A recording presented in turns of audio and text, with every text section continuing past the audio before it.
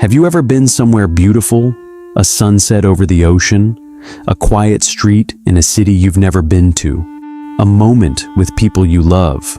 And while everyone around you is pulling out their phones, adjusting angles, capturing the perfect shot, you just stand there, watching, feeling, letting the moment exist without turning it into content. There's something different about people who don't take photos, not because they can't, not because they don't have a camera in their pocket like everyone else, but because something inside them resists the impulse to document, to turn lived experience into something that can be looked at later. Most people assume they're being difficult and antisocial, that they'll regret not having these memories captured when they're older, when the details fade, when all they have left are the moments they chose to save. But people who don't take photos aren't rejecting memory, they're protecting presence. And there's a psychology behind that choice, one that reveals something deeper about how they experience the world, how they relate to time, and what they value about being alive. So what does it mean when someone chooses not to document their life? And why does that choice feel so counterintuitive in a world obsessed with capturing everything?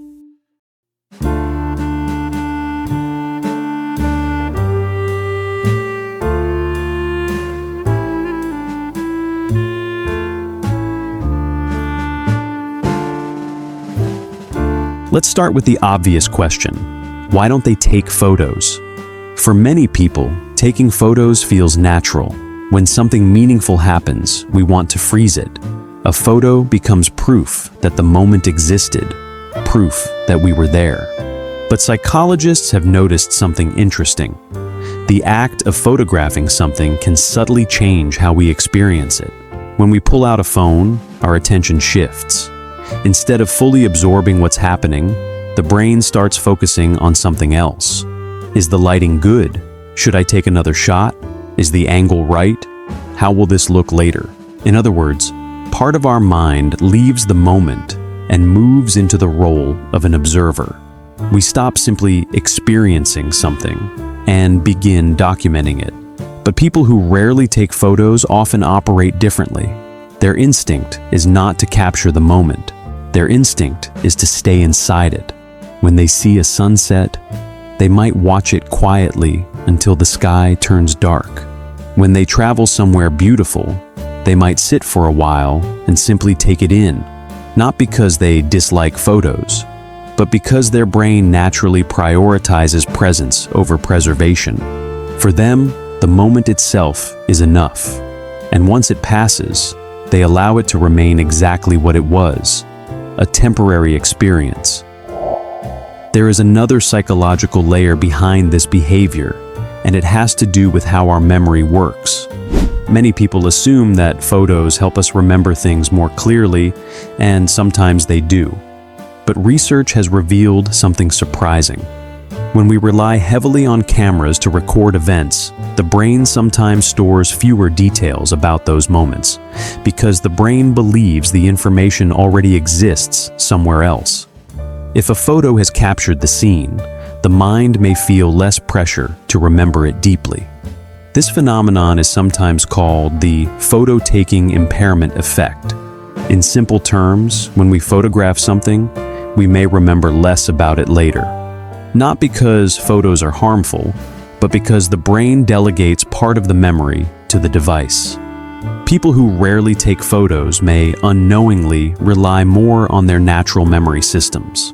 Instead of storing an image, their brain stores sensations, the warmth of the air, the sound of the crowd, the feelings they had in that moment.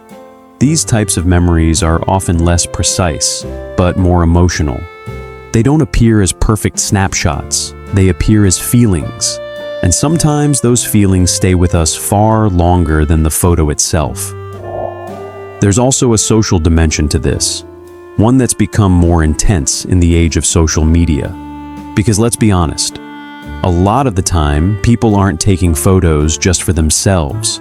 They're taking photos to share, to prove they were there, to show others that they're living an interesting, beautiful, enviable life. and people who don't take photos often see through this performance. They notice the couple at dinner who spend 10 minutes getting the perfect shot of their food and then barely touch it. They see the person at the concert who watches the entire show through their phone screen, recording something they'll probably never watch again. They watch people visit museums and spend more time photographing art than actually looking at it. And something about that feels hollow to them. Because when the goal of an experience becomes creating content, the experience itself becomes secondary. You're no longer traveling to see a new place. You're traveling to get photos from a new place. You're no longer spending time with friends. You're creating the appearance of spending time with friends. You're no longer enjoying a sunset. You're capturing evidence that you enjoyed a sunset. And for people who don't take photos, this feels like a betrayal of the experience itself. It feels like living life in the third person, like narrating your own existence instead of actually inhabiting it. So they opt out, not because they're judgmental or superior, but because they want their experiences to be real, not performed. They want to be present, not documented. And in a world that equates documentation with validity, where if you didn't post it, it didn't happen, that choice can feel isolating. Another reason some people avoid taking photos lies in how they direct their attention. Attention is one of the most valuable resources the brain has. Where we place our attention determines how deeply we experience something. When a person pulls out a phone to take pictures, their attention becomes divided. Part of it remains on the experience, but another part focuses on the device, adjusting settings, checking the image, making sure it's captured correctly. For people who rarely take photos, this division can feel uncomfortable. They may feel that the phone creates a barrier between them and the moment. Instead of looking through the lens of a camera, they prefer looking through their own eyes. Not because they reject technology, but because they value undivided attention. They want the experience to be direct and unfiltered, and once it's gone, they accept that it's gone. Interestingly, people who rarely take photos often share certain personality characteristics. One of the most common is introspection. Introspective individuals spend a lot of time inside their own thoughts. They analyze experiences deeply and reflect on what they mean. For them, the internal experience of a moment matters more than the external record of it. Another trait is independence from external validation. Many people share photos because they enjoy showing their lives to others, and there is nothing wrong with this. Humans naturally seek connection and recognition, but people who rarely take photos often feel less motivated by how their experiences appear to others. They don't feel a strong need to display their lives. Their satisfaction comes from the experience itself, not from the reaction it generates. When someone is deeply absorbed in observing the world, the urge to interrupt that observation with a camera may feel unnatural. The experience itself becomes the focus. There's also a generational component to this.